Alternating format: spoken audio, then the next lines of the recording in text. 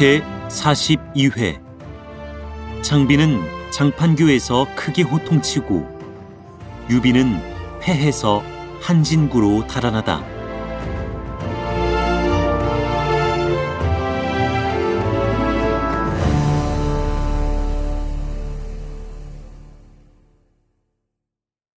이때 종진과 종신 두 사람이 조은의 앞을 막고 대들어서 조은이 창을 꼬나잡고 내다르니 종진이 먼저 큰 도끼를 휘두르며 그를 맞는다. 두 필말은 곧 어울려 싸웠으나 새 합이 못 되어서 조은은 한 창에 종진을 찔러 말 아래 떨어뜨리고 길을 열어 달아났다. 그의 등 뒤로 앞말에 꼬리를 물 만큼 바싹 따르면서 종신의 화극이 바로 조은의 등 한복판을 겨누는 순간 조은이 급히 말머리를 돌리니 두 사람의 가슴과 가슴이 서로 맞부딪힐 듯한다. 이때 조은이 왼손에 잡은 창을 번개처럼 들어서 종신의 화극을 막으며 오른손으로는 청강검을 빼서 종신의 정수리를 겨누고 내리쳤다. 종신은 투구를 쓴 채 머리가 두 쪽이 나서 말 아래 떨어져 죽고 수하의 무리는 산지 사방으로 흩어져서 전부 달아났다. 조은이 몸을 빼어 장판교를 바라고 달아나는데 뒤에서 또 함성이 크게 일어났다. 문빙이 군사를 이끌고 뒤를 쫓아온다. 조은은 장판교가에 이르렀다. 사람이나 말이나 다 지칠 대로 지쳐서 허덕허덕하는 판인데 보니 장비가 창을 비껴잡고 다리 위에 말을 세우고 있다. 조은은 크게 소리쳐 불렀다. 익덕, 날 구해주오. 자룡은 어서 가오. 주병은 내가 담당하겠소. 조은은 그대로 말을 달려 다리를 건넜다. 20여리쯤 가니 현덕이 여러 사람과 함께 나무 아래 앉아서 쉬고 있는 것이 보였다. 조은은 말에서 뛰어내리자 땅에 엎드려 울었다. 현덕도 같이 울었다. 조은은 가쁜 숨을 몰아쉬며 현덕에게 아뢰었다. 조은의 죄는 실로 10,000번 죽어도 오히려 가볍습니다. 미 부인께서는 중상을 입으셨는데 아무리 권해도 말에 오르려 아니하시고 우물에 몸을 던져 자결하셨습니다. 저는 하는 수 없이 곁에 있는 토담을 허물어 우물을 덮고 공자를 품에 안고 겹겹이 둘린 포위를 뚫고 오는데 다행히 주공의 홍복으로 이처럼 벗어날 수 있었습니다. 그러나 조금 전까지도 공자가 품속에서 울고 계셨는데 지금 아무 움직임이 없으시니 혹시 보전하시지 못한 것이나 아닐까 합니다. 말을 마치자 갑옷을 풀어보니 아두는 그 속에서 깊이 잠이 들어 있었다. 조은은 기뻐서 다행히 공자께서는 무사하시군요 하고 두 손으로 아두를 받들어 현덕에게 바쳤다. 그러나 현덕은 아두를 땅에 던졌다.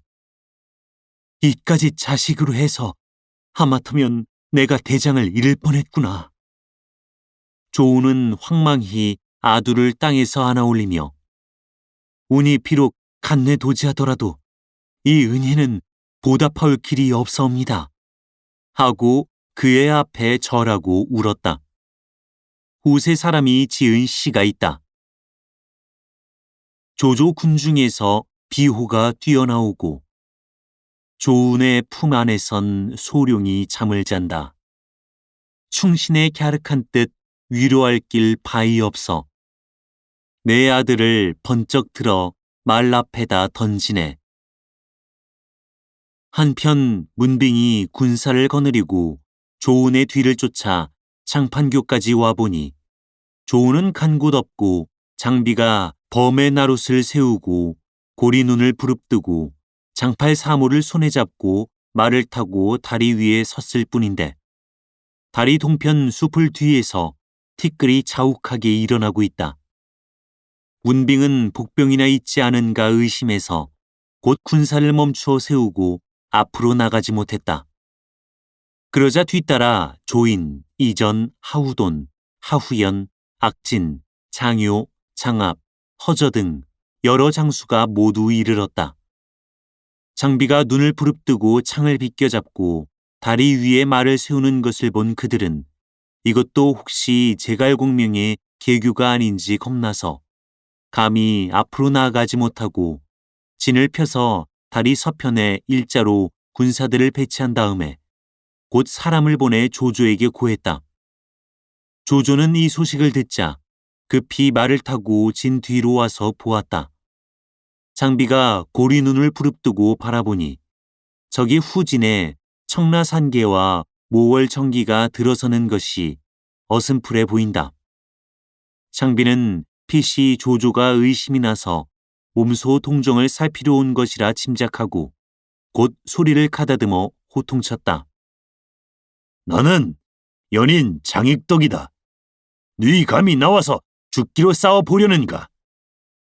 그의 호통치는 소리가 벼락치는 소리 못지않아서 조조의 군사들은 듣고 다들 떨었다. 조조가 급히 청라산계를 걷어치우고 좌우를 돌아보며 전일에 운장한테서 들으매 익덕이 100만 군 중에서 상장의 머리 베기를 마치 주머니 속에서 물건 꺼내듯 한다고 하던데 오늘 이처럼 만났으니 가볍게 봐서는 안 될 것이야 라고 하는데 그 말이 미처 끝나기 전에 장비가 눈을 또 부릅뜨며 다시 호통쳤다. 연인 장익덕이 얘 있다. 네 감히 죽기로 싸워보겠느냐. 조조는 장비의 그렇듯 장한 기계를 보고 그만 물러갈 생각이 들었다. 장비가 다시 바라보니 조조 후군의 진이 움직이고 있다. 그는 곧 장팔 사모를 다시 꼬나잡으며 또 한 번 호통쳤다. 싸우겠느냐? 물러가겠느냐? 대체 어쩔 작정이냐? 이 소리가 채 끝나기도 전에 조조 곁에 있던 하후걸이 너무나 놀라서 그만 얼떨결에 말 아래 거꾸로 처박혔다. 조조가 깜짝 놀라 그대로 말머리를 돌리고 달아났다. 이것을 보고 모든 장수와 군졸들이 일제히 서쪽을 바라고 도망했다. 이 꼴이 마치 젖먹이 여린 것이 벼락치는 소리를 들은 듯 병든 나무꾼들이 호랑이 우는 소리를 들은 듯 일시에 손에 들었던 창을 버리고 머리에 썼던 투구를 떨어뜨린 자가 부지기수라. 사람은 마치 조수 밀려들듯 하고 말은 흡사 산이 무너진 것 같아서 서로 마구 짓밟는 형편이었다. 후세 사람이 장비를 칭찬해서 지은 시가 있다. 창을 비껴잡고 고리는 부릅뜨니 장판교 다리목에 살기가 등등하다. 한 번 치는 호통소리 큰 벼락 울리는 듯 조조 100만 대병을 혼자서 물리쳤네. 이때 조조가 장비의 위험에 덜컥 겁이 나서 말을 놓아 달아나는데 관잠이 떨어지고 머리가 다 풀어졌다. 장유와 허저가 뒤를 바싹 쫓아와서 그의 말고삐를 잡아 세우니 조조는 당황해서 어찌할 바를 몰라 했다. 승상은 너무 놀라지 마십시오. 장비 하나를 그처럼 두려워하실 것이 무엇입니까? 지금 곧 군사를 돌려서 치시면 유비를 사로잡을 수 있사옵니다. 장유가 말하자 조조는 그제야 정신이 들어서 즉시 장유와 허저를 시켜 다시 장판교에 가서 소식을 날아오게 했다. 한편 장비는 조조의 군사들이 한꺼번에 물러가는 것을 보자 감히 그 뒤를 쫓지 못하고 수하의 20여 기를 불러내어 말꼬리에 붙들어 매었던 나뭇가지를 풀고 다리를 허물게 한 다음 말을 돌려와서 현덕을 보고 다리 끄는 일을 두루 이야기했다. 듣고 나자 현덕이 말했다. 내가 용맹하기는 용맹하나 생각이 짧았다. 어째서 그러? 조조는 꾀쟁이야. 너는 다리를 끊지 말았어야 해. 이제 그가 반드시 우리 뒤를 쫓을 것이다. 그가 내 호통 한 번에 뒤로 사오리를 물러갔는데 어찌 감히 다시 쫓아오겠소? 만약에 내가 다리를 끊지 않았다면 그가 매복이 있을까 의심해서 감히 진병하지 못할 것이지만 다리를 끊어버린 즉 우리에게 군사가 없어서 겁을 낸 것이라 짐작하고 반드시 뒤를 쫓을 것이다. 조조에게는 100만 대병이 있으니 장강과 한수라도 다 메우고 건널 것인데 그까짓 다리 하나 끊어진 게 두렵겠느냐. 하고 현덕은 곤몸을 일으켜 일행 군말리 끌고 한진을 향해 면양길로 달아났다. 이때 조조가 장유와 허저를 보내서 장판규 소식을 알아보게 했더니 돌아와서 장비가 이미 다리를 끊고 갔소이다 라고 한다. 저가 다리를 끊고 갔다니 이는 겁이 나기 때문이다. 조조는 곧 영을 전해서 1만 군을 보내 급히 부교 셋을 만들어 밤새 건널 수 있게 했다. 이전이 말렸다. 이것도 혹시 제갈량의 간계가 아닐지 모르니 경솔히 진병하셔서는 안 되겠습니다. 장비는 한낱 용부일 뿐이니 무슨 간계가 있겠느냐. 조조는 드디어 3군의 호령을 전해서 급히 진병시켰다. 한편 현덕 일행이 길을 떠나 한진 가까이 이르자 갑자기 후면에 티끌이 자욱이 일어나며 북소리는 하늘에 닿고 함성은 땅을 뒤흔든다. 앞에는 대강이 있고 뒤에는 추병이 있으니 이를 대체 어찌하면 좋겠는가 하고 현덕은 급히 조운더러 적을 맞을 차비를 하라고 분부했다. 이때 조조는 군중에 지금 유비는 솥 안에 든 고기요 함정 속에 빠진 범이다.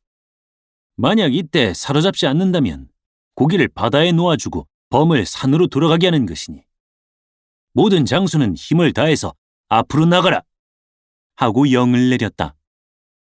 여러 장수가 영을 듣고 저마다 위엄을 뽐내서 뒤를 쫓으려니까 문득 산언덕 뒤에서 북소리가 울리며 한때의 군마가 뛰어나와 내가 예서 너희를 기다린 지 오래다 하고 크게 외쳤다. 앞장선 대장은 손에 청룡도를 들고 적토마에 높이 올라앉았으니 그는 곧 관운장이다. 원래 운장이 강화로 가서 군사 1만 명을 얻어오다가 문득 당양 장판파에서 싸움이 크게 벌어졌다는 소식을 듣고 이 길로 질러왔다. 조조는 운장을 보자 즉시 말을 세워놓고 여러 장수를 돌아보며 우리가 또 제갈량이 계교에 빠졌구나 하고 퇴굴령을 내렸다.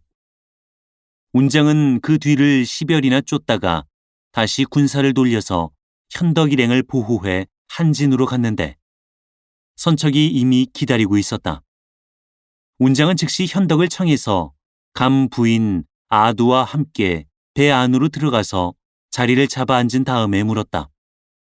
둘째 아주머님이 어째서 보이지 않습니까? 현덕이 당양에서의 일을 이야기해 주니 운장이 전에 허전에서 사냥할 때 제가 하는 대로 두셨으면 오늘날 이런 일이 없었을 것입니다. 하고 말하자 현덕은 나는 그때도 역시 쥐를 잡으려다 그릇을 깨뜨리지는 않을까 염려했던 것일세 라고 했다. 이런 말을 하고 있을 때 문득 강의 남쪽 언덕 아래서 북소리가 크게 울리며 무수한 선척들이 순풍에 돛을 달고 이쪽을 바라고 온다. 현덕은 악연히 놀랐으나 배들이 가까이 들어오는 것을 보니 한 사람이 몸에 흰 전포와 은빛 갑옷을 입고 뱃머리에서 외쳤다. 숙부님께서는 그간 안녕하십니까? 소질이 숙부님께 죄를 지었습니다. 현덕이 자세히 보니 바로 유기다. 유기는 이쪽 배로 건너오자 현덕에게 울며 절했다. 조조가 숙부님을 친다는 말씀을 듣고 소질이 저붕하러 온 길입니다. 현덕은 크게 기뻐하며 군사를 한 곳에 모으고 배 안에서 그간 지내온 일을 서로 이야기했다. 그러자 문득 강의 서남쪽으로부터 웬 전선들이 일자로 버려 서서 군으로 휘파람을 휙휙 불며 바람을 타고 이편으로 온다. 유기는 놀랐다. 강하에 있는 군사들은 소질이 모조리 거느리고 이리 온 터에 이제 또 전선들이 길을 막으니 저것이 조조 군사가 아니면 필시 강동의 군사일 것입니다. 이를 어찌하면 좋겠습니까? 현덕은 곧 뱃머리로 나가서 살펴보았다. 자세히 보니 저편에서 오는 뱃머리에 한 사람이 머리에 관건을 쓰고 몸에 도복을 입고 단정히 앉았으니 그는 곧 공명이요. 그의 등 뒤에 메시고 선 사람은 바로 손건이다. 현덕이 황망히 공명을 자기 배로 청해 어째서 이곳에 있느냐고 물었다. 제가 강화에 가는 길로 먼저 운장더러 한진으로 해서 육지로 올라가 주공을 접응하라고 일렀습니다. 그리고 생각해보니 조조가 반드시 뒤를 쫓을 것이며 주공께서 필시 강릉으로 오시지 않고 길을 바꾸어 한진을 취하려 하시겠기에 특히 공자께 청해서 한 걸음 먼저 와서 접응해 드리게 하고 저는 하구로 가서 그곳에 있는 군사를 모조리 데리고 이처럼 싸움을 도우러 온 길입니다. 현덕은 크게 기뻐서 모든 군사를 한 곳에 모으고 앞으로 조조를 깨뜨릴 계책을 의논했다. 공명이 먼저 입을 열었다. 하구가 성이 험고하고 전량이 넉넉해서 가히 오래 지키고 있을 만하니 주공께서는 우선 하구로 가셔서 군사를 진치시고 공자께서는 강화로 돌아가서 전선을 정돈하시며 병장기를 수습해서 기각지세를 삼으시면 가히 조조를 대적할 수 있겠지만 만약 함께 강화로 돌아가신다면 도리어 고립당할 것입니다. 유기가 군사의 말씀이 심히 지당합니다. 그러나 제 생각에는 숙부께서 잠시 강화에 드셔서 아주 군마를 정돈해 놓으시고 다시 하구로 돌아가시더라도 늦지는 않으실 것입니다.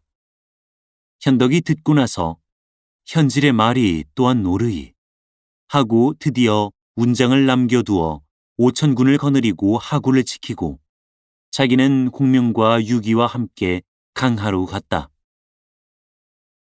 한편 조조는 운장이 육로로 군사를 끌고 나와서 길을 끊는 것을 보자 복병이 있지는 않을까 의심해서 감히 뒤를 쫓지 못하고 현덕이 또 수루로 해서 먼저 강릉을 뺏을까 두려워서 밤도와 군사를 이끌고 강릉으로 갔다. 형주의 치중 등이와 별가유서는 이미 양양 일을 알고 있는 터라 조조를 대적하지 못할 줄 짐작하고 형주의 군사와 백성들을 데리고 성을 나와 투항했다. 조조는 성에 들어가 안무하고 옥에 갇혀있던 한숭을 끌어내어 대홍려로 삼고 그 밖의 모든 관원도 다 벼슬을 높여 주었다. 조조가 여러 장수를 모아놓고 이제 유비가 강화로 갔으니 동호와 결탁하면 형세가 거질 것이 걱정이라 무슨 계책을 써서 깨뜨릴 수 있겠소 하고 의논하니 순유가 나서서 계책을 올렸다. 지금 우리의 위세가 크게 떨쳤으니 이때를 타서 사자를 강동으로 보내 격서를 전하시되 손건더러 군사를 거느리고 강화로 나와 우리와 함께 유비를 사로잡은 다음 형주 땅을 반본해서 길이 좋게 지내자고 하시면 손건이 반드시 놀라고 의심해서 항복하려 될 것입니다. 그렇게 되면 우리의 일은 다 이루어지는 것이 아니겠습니까? 조조는 그 계책을 좇아서 일변으로 격서를 써서 사자에게 주어 동으로 보내고 일변으로 마군, 보군, 수군 합해서 83만 명을 짐짓 100만 명이라 일컫고 수륙병진에서 배와 말이 쌍으로 장강줄기를 따라서 내려가니 서쪽은 형주와 협중에 연하고 동쪽은 기춘과 황주에 접해서 방책이 실로 300여리에 뻗쳤다. 이야기는 두 머리로 나뉜다. 이때 강동 손권은 시상군의 군사를 진치고 있었는데 조조가 대군을 거느리고 양양에 이르러 유종을 항복받았고 또다시 밤도와 길을 곱절씩 가서 강릉을 수중에 넣었다는 소문을 듣고 즉시 여러 모사를 모아놓고 방비할 계책을 의논했다. 노숙이 나서서 계책을 올렸다. 형주로 말하면 우리와 경계가 접해 있으며 강사는 험유하고 백성들의 형편은 넉넉하니 우리가 만약 그곳에 운거한다면 제왕의 자리에 오를 첫걸음이요. 이제 유표가 죽은 지 얼마 아니 되고 유비가 패했으니 이때 제가 한번 분부를 받들고 강화로 가서 조상한 다음 유비로 하여금 유표 수하의 장수들을 어루만져 마음과 뜻을 우리와 한 가지로 하여 조조를 쳐 깨뜨리도록 잘 달래보겠소이다. 유비가 만일에 기꺼이 우리 말을 들어준다면 대사를 가히 성취할 수 있사옵니다.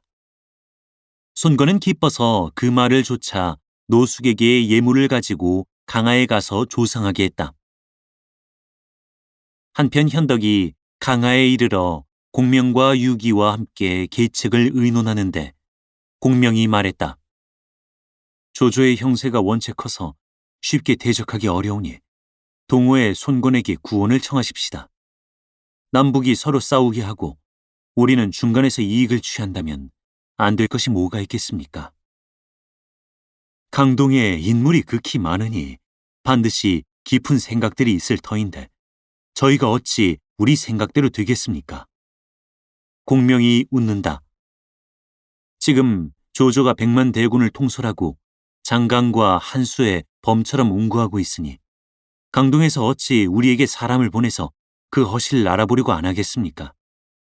만약에 사람만 이리로 온다면 제가 곧 배를 타고 강동에 가서 새치 혀끝을 놀려 남북 양군이 서로 붙어 싸우게 하되 만일에 남군이 이기거든 함께 조조를 멸한 뒤에 형주 땅을 뺏고 만일에 북군이 이기거든 우리는 또 승세를 타서 강남을 취할 것입니다.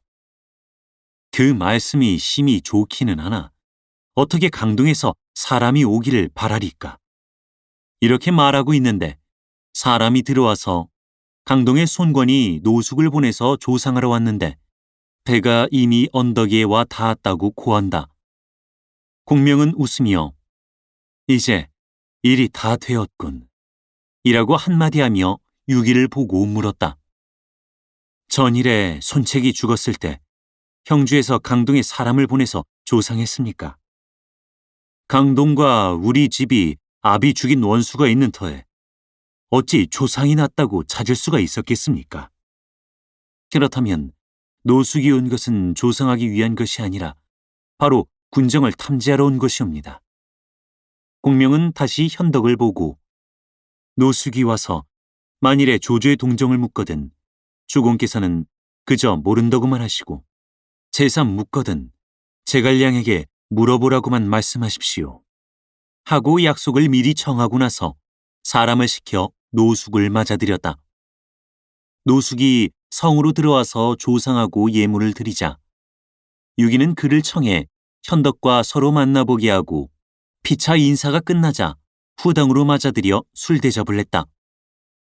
황숙의 대명을 듣자 온 지 오래나 만나 배울 길이 없었는데 이제 이처럼 만나니 실로 만행입니다. 근자의 들음에 황숙께서 조조와 싸우셨다고 하니 필시 그의 허실을 아실 것이라. 대체 조조의 군사가 얼마나 되는지요? 노숙이 묻는 말이다. 유비가 원체 군사가 적고 장수가 많지 못해 조조가 왔다는 말만 들으면 곧 도망하곤 해서 그 허실을 알지 못합니다. 들음에 황숙께서 제갈 공명의 계책을 쓰셔서 2번 화공에 조조의 간담을 서늘케 하셨다고 하던데 어찌 모른다고 하십니까? 아마 공명에게 묻지 않고는 자세한 것을 알 수 없을 것입니다. 공명이 어디 계신가요? 한번 만나 뵈었으면 합니다. 현덕은 공명을 청해 그와 서로 보게 했다. 노숙은 공명과 인사를 마친 다음에 물었다. 일찍이 선생의 제덕을 흠모해 왔으나 배울 길이 없었습니다. 이제 다행으로 만나 뵈었으니 바라건대 지금 판국에 어떻게 처신했으면 좋을지 말씀해 주십시오. 조조의 간택한 계교를 제가 이미 다 알고 있습니다만 힘이 미치지 못해서 아직 이처럼 피하고 있습니다. 황숙께서는 장차 여기 그냥 머물러 계실 작정이신가요?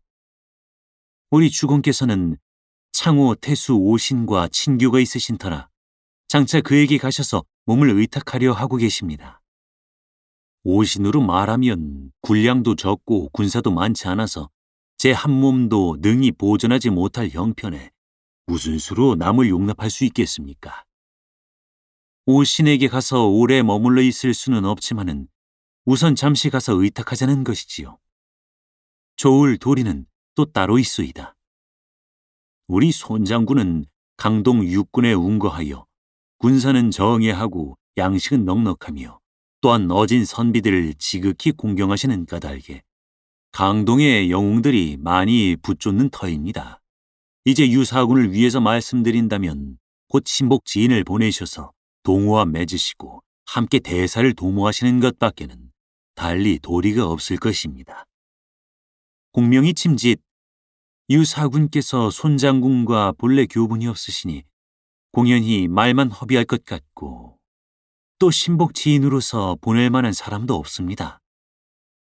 지금 선생의 백씨가 강동에 참모로 계시며 늘 선생과 만나기를 원하시는 터이니 숙이 비록 재주는 없으나마 선생과 함께 손장군을 뵙고 대사를 한 가지로 의논했으면 합니다. 현덕이 곁에 있다가 한마디 던졌다. 공명은 내 스승이라 한시도 떠나서는 안 될 텐데 어떻게 멀리 가시게 한단 말입니까? 노숙이 굳이 공명과 함께 가기를 청해도 현덕은 심짓 고개를 내저었다. 공명이 사세가 원체 급하니 아무래도 명을 받들어 한번 가야만 할까 봅니다. 하고 말하기에 이르러서야 현덕은 비로소 이를 허락했다. 이리하여 노숙은 현덕과 유기에게 하직을 고하고 공명과 함께 배에 올라 시상군을 바라고 돌아갔다. 작은 배에 몸을 싣고 제갈량이 한 번 가자. 하루아침에 조조군사 패망하고 만단 말인가. 공명의 이번 길이 필경 어떠할 것인고. 다음 회를 보라.